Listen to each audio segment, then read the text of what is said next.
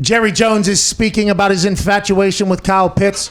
He has come out and said basically that is a distortion of his thinking, and we're not going to spend an inordinate value to trade up for Pitts. That's via Michael Gelkin at Gelkin NFL.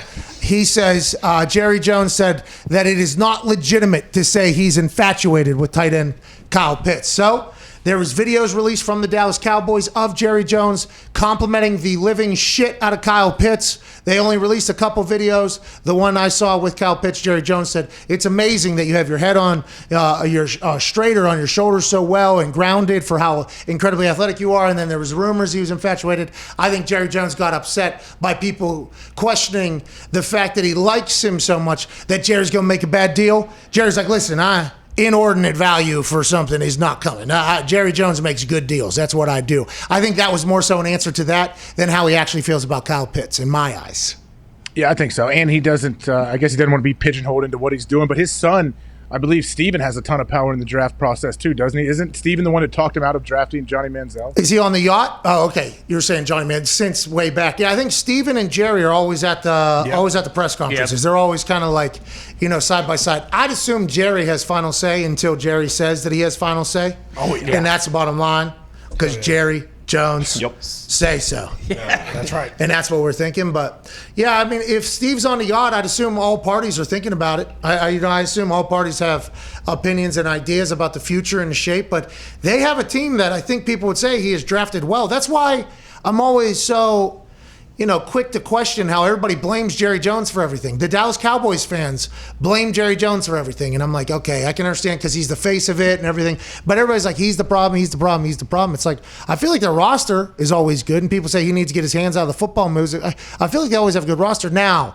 the business of it all, the people watching practice and maybe the culture that has been built, maybe not conducive to winning. Maybe that's why it's Jerry's fault. But I feel like as a scout and talent evaluator and maybe picking who to listen to whenever they're doing the film study or maybe doing it himself, I feel like he has hit a lot. Am I wrong in thinking that? I feel like he has. Well, it's definitely fair to say that their roster always seems to be like towards the top end of the most talented rosters in the NFL. Like you can always name big-time players, I feel like, in Dallas on both sides of the ball. It's usually pretty easy, even for a casual fan. Maybe it's also because of the way that they market the Cowboys and they're international, and because Jerry does such a great job in that whole aspect too. Yeah, these are the greatest players in football. Right here. Yeah, on paper we win every game. I put the team together. These are my players, but on paper we win every game. Tell everybody. That might be how it is, but if that's the case, even more so, why would you want that guy not involved with your building? It just. I feel like Jerry Jones catches a lot of shit, and I feel like, anybody, it all came down to that Joe Buck interview he did for me when I completely turned on Jerry Jones, when he was basically like, people choose to lay up.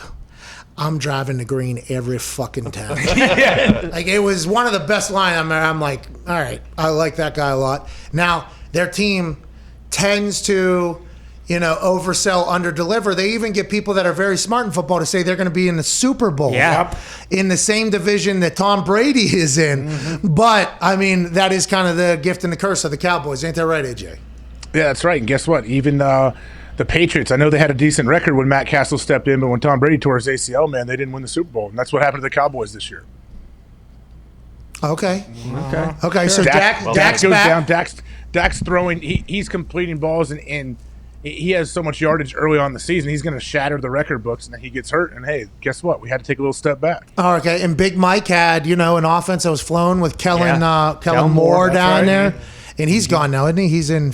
I believe he's still there. Still there. I mean, the Cowboys aren't far removed from losing to the Rams, who went to the Super Bowl a few years ago. Hold on. So Kellen Moore's still down there? I thought he was getting a look somewhere else, wasn't he? Didn't he get an interview somewhere? I thought Boise State was looking at him to make him the head coach. I thought Philadelphia interviewed him.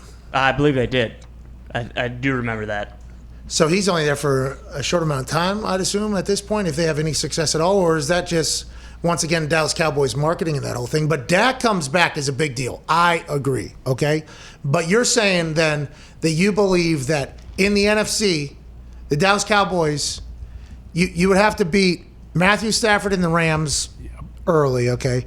Then you got Tampa and Aaron Rodgers waiting, and that's just to get to the Super Bowl. So the NFC, I think, and now granted, people are going to be mad I didn't say Russell Wilson there, and I would assume that there's other teams potentially in there. But right now, that's really what you're staring down at the top of the thing is Aaron and Tom. That's going to be difficult. That is going to be a difficult thing to do, even if Green Bay decides to do absolutely nothing to get better like they did last year. Well, and that's why the Cowboys have to shore up their secondary. I mean, they got Brady and Rodgers. You need somebody that can cover the guys they're throwing to. And then the 49ers, we're just literally just talk about them. They're going to be If they have enough money, if they cut or trade Jimmy Garoppolo to bring in Julio Jones as well, it's like.